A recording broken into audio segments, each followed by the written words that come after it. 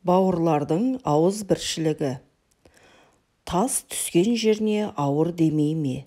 Ауылда айрандай үйіп отырған бір шаңырақтың әкесі қайтыс болып, артында әйелі мен 4 ұлы қалды.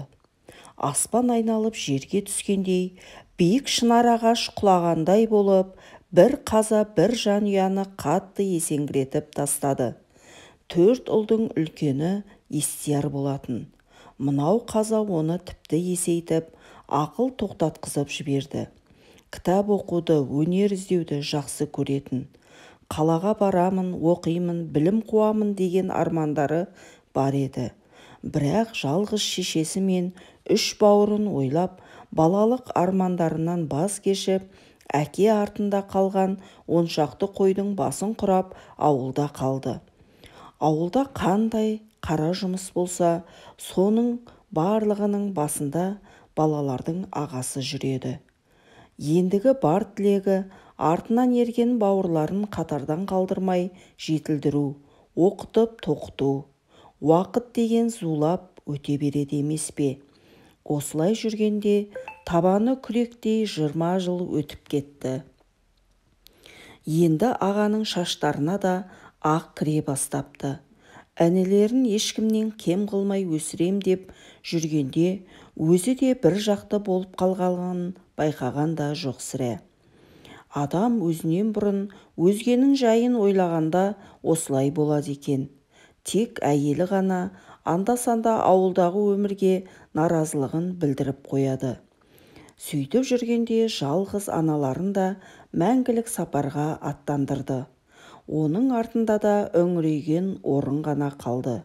Бір күні қаладағы әнелері мен келіндері аға жеңгесін зиярат жасап келеді екен деп хабар жеткенде, ағаның әйелі оған қатты оталып кетті.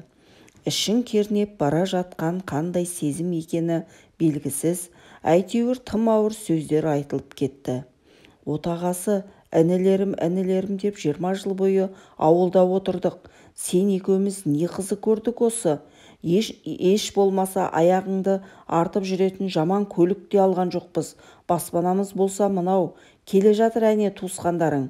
Еш болмаса бірнеше күн бұрын хабар айтса қайтеді? Дәл тақап қалғанда не деп келеді? Олар сен екеумізді сынау үшін келе жатыр. Үйде олардың алдына қоятын жөні түзу тәттіміз де жоқ. Талай рет айттым ғой саған, қалаға көшейік деп. Есі дұрыс елдің бәрі қалада неше түрлі қызық көріп жүргенде, біз отырмыз қу талада байланып. Осы ма сонда өмір деген? Әй қатын, тоқтатшы сөзіңді. Осыдан 20 жыл бұрын әкем дүниеден қайтқанда, оның артында қара тұман қалғанын білесің бе? Сол қара тұманның барар жер басар тауымыз болмай біз қалдық.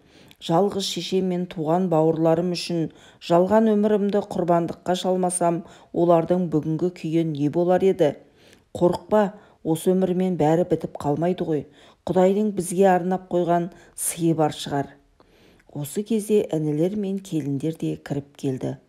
Арқа-жарқа амандасып, құшақтасып дастархан айналасына жайғасты. Қараса қонақтар құрғыл келмеген. Бір сәтте дастарханның үсті жайнап шыға келді. Бұйырған шайды ішіп болған соң, үлкен інісі сөз бастады. Айналайын жан ағам, менің алтын жеңешем. Сіздер біз үшін қалаға көшпей, осы ауылды қалып қойдыңыздар. Өздеріңіз ішпей, бізге ішкіздіңіздер. Өздеріңіз жемей бар тәттіні бізге жегіздіңіздер. Мына отырған үшеумізді де оқытып, білім әперіп аяққа тұрғыздыңыздар. Сол үшін сіздерге басымызды иіп рахмет айтамыз. Бүкіл өмірлеріңізді біз үшін сарп еттіңіздер. Менің енді сіздерге арнаған азғантай сыйым бар еді. Соны қабыл етесіздер ме? Қаланың ортасынан 4 бөлмелі үй алып, бүгін ғана соның құжаттарын ағамның атына аударып келіп отырмын. Міне соның кілті. Осы сөздер айтылып жатқанда, ағаның көзіндегі жас тігінен емес, бүкіл көзді шайып көлденең ағып жатты. Жеңгесі де кемсеңдеп отыр екен. Сол кезде екінші інісі сөз алды. Алтын ағатайым менің, Мен де сізге жақсы бір көлік аламын деп ақша жинап едім, мына кіші ініңіз сізге арнап көлік алып қойғанын бүгін ғана біліп отырмын. Сол жинаған ақшамның өзін әкеліп едім. Аз да болса көптей етіп қабыл етіңіздерші. Сіздерге шын ықыласым мен алғысымды білдіремін.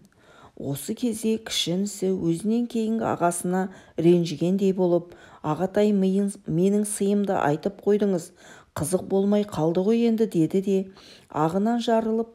Осы кезде аға мен жеңгенің көздерінен ғана емес, жүректерінен де қуаныш жастары төгіле бастады.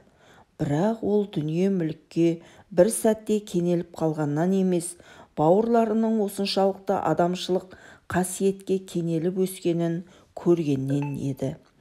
Осы сәтте ағаның соңғы 20 жылда көрген бейнеттері көз алдынан өте бастады. Інілері оқуға түскенде бір тиындап ақша жинағандары, солардың тамағы аш болмасын деп қалаға ет, айран, сүт, құрт май жеткізіп тұрғаны кино секілді көз алдынан өтіп жатты. Даусы дірілдеп отырып, айналайын бауырларым, мен сендер үшін еңбек еткенде ешкімнен де алғыс күткенім жоқ. Не істесем де шын ниетіммен, жан жүрегіммен жасадым. Енді бүгін төбем көкке екі-ақ елі жетпей отыр. Аллаға сансыз шүкір. Менің мақсатым бүгін орындалған сияқты. Аман болыңдар бауырларым. Маған керегі сендердің амандықтарың ғана. Көп рахмет сендерге. Осы әңгіме айтылып жатқанда жеңгенің де үш келіннің де ойларынан ағайын тату болса ат көп, абысын тату болса ас көп деген мәтел өтіп жатты. Шынында да солай емес пе? Жер беті осындай бауырларға толса екен.